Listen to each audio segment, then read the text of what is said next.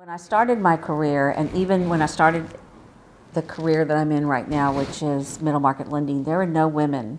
When I started working in 2004 for the bank that I work in right now, there were no Hispanic women, and there were very few women in general, and certainly nobody that had my background. I knew it was not going to be easy. I knew that I was going to have to overcome some obstacles, and there certainly were along the way, but I never let it distract me from what I wanted to do, what my goal was. Sometimes I'd go home, sometimes I'd get under the bed, I would pull the covers over my head, but the next day I was back at work.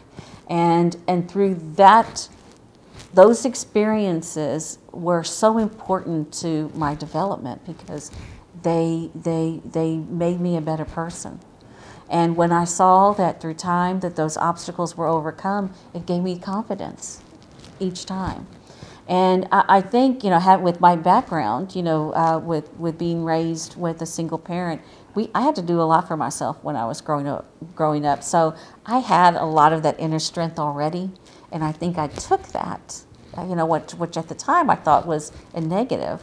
I now see it as a positive because it really has helped me overcome a lot of obstacles in a male-dominated industry.